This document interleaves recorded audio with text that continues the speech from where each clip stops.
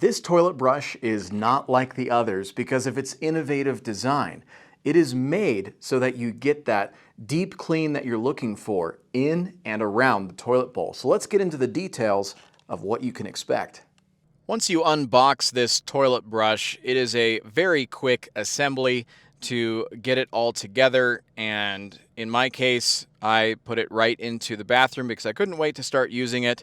And with this, because of its design, you're going to be able to get the bottom, the surface, the corner, the edges, all parts of your toilet seat.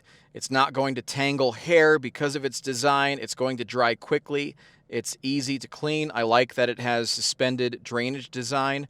And how about that design and that look and how well that matches the inside of my bathroom? I like that I have the option of mounting this on the wall or making this floor standing. I might end up putting it on the wall, and if I do, there's a sticky side on the back where you're going to be able to apply that adhesive to the back of your wall and mount it. Otherwise, you could just keep it on the floor. Overall, it's a two-step installation, and I'm a big fan of this because I've used those toilet brushes in the past that have bristles.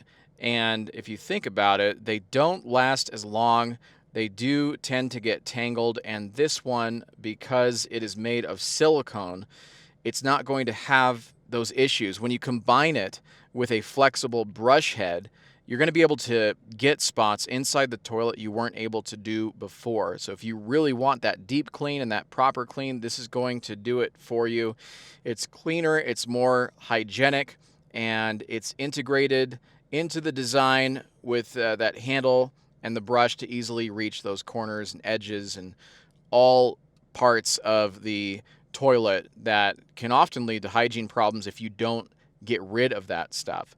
So I'm a big fan of the brush head, the design, the options that come with this, and I definitely give it 2 thumbs up. Hope that helps, and thanks for watching.